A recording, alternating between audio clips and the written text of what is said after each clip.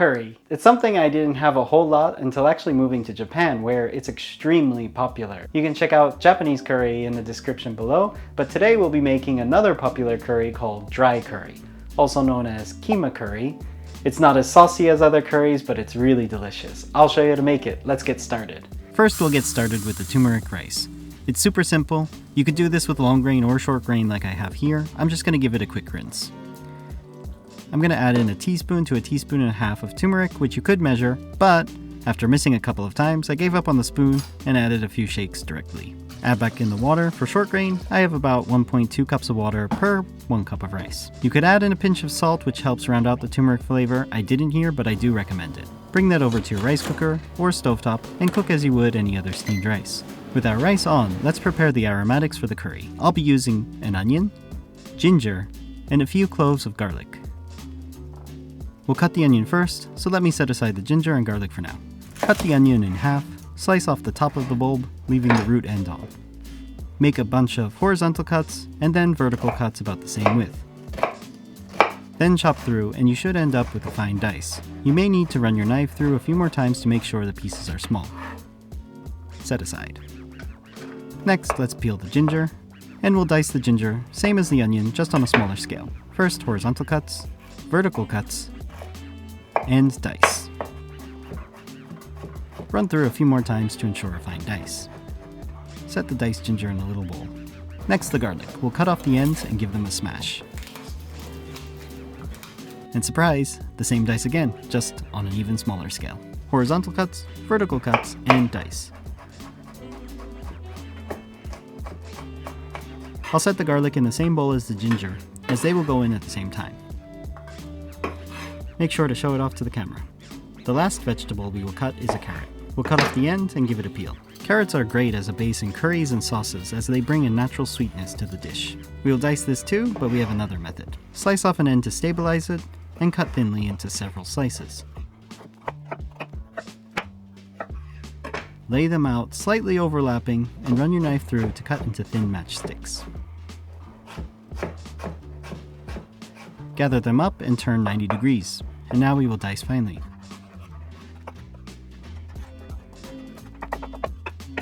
And there we have a fine dice of carrot. You could use a food processor too.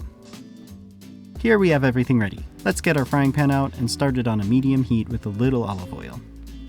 Give it a little swirl to make sure it coats the bottom of the pan. Add in the diced onions and carrots. We will let these sweat, so let's give them a little salt. Let's let those cook for a few minutes, occasionally stirring until they are softened and fragrant, kind of like this. Move over the onions and carrots and add in the ginger and garlic. After a brief saute, mix together. And let's again let those flavors mingle, and it should be smelling pretty darn fragrant. With curries, it's all about building flavor, so don't rush these early steps. Take your time, and the aromatics will tell you when they are ready. After the vegetables have softened, push them aside and add a little more olive oil and add in your ground meat of choice.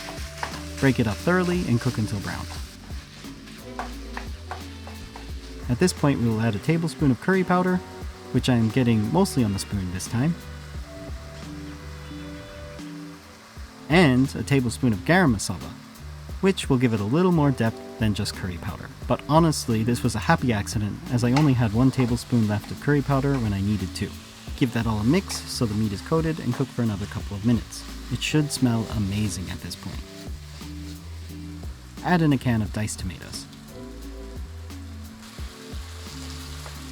And even though it's a dry curry, we will add in a little water with a can of tomatoes because we will need a little liquid to simmer in. Give that all a mix. Season with a little salt and a little sugar. Sugar can help balance the curry so it doesn't lean too acidic from the tomatoes nor too spicy from the spices. That's looking great already, but it will be even better in about 15 to 20 minutes. So let's cover that up. While that simmers, leave a like, I'd really appreciate it. After about 20 minutes, the sauce has come together really nicely. Next, a crucial step. Give it a taste and adjust the seasoning accordingly. I just want a little more of that spice flavor to come through, so I'll give it a few more sprinkles of garam masala. Here is where we will toss in the chickpeas. If you're using canned chickpeas, they are already cooked so they don't need long, just a few minutes to absorb the flavors.